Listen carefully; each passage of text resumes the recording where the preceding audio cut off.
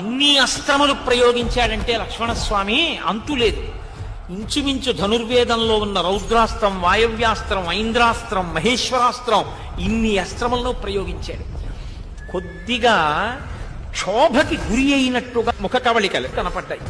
ఈలోగా మీరు నా వెంట లక్ష్మణుడు తరమకుండా చూడండి, నేను ఒక్కసారి ఇంటికి వెళ్ళి ఇంతకన్నా బలమైన రథాన్ని, చాలా గొప్ప అస్త్రములను తీసుకుని వస్తానని ఒక్క క్షణంలో మాయమై లంకి వెళ్ళిపోయాడు.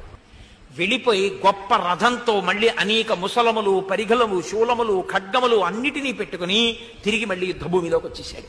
ఐంద్రాస్త్ర సంబంధమైన బాణాన్ని వింటినారియందు సంధించి ఆకర్మాంతము లాగి, ధర్మాత్మ రాముడు ధర్మాత్ముడైతే సత్యసంధశ్చ, రాముడు సత్యమును తప్ప ఎన్నడూ అసత్యము పలకని వాడైతే, రామో దశరథిర్యది, రాముడు నిజంగా దశరథ మహారాజు గారి కొడుకే అయితే, పౌరుషేచ రాముడికి పౌరుషం ఉంటే, ప్రతిద్వంద్వ నా ఎదురుగుండా నిలబడినటువంటి ఈ ప్రతిద్వంద్వి నాతో యుద్ధం చేస్తున్నవాడు, శరైనం ఈ బాణము చేత జహి మరణించుగాక రావణిం రావణ కుమారుడైన ఇంద్రజిత్.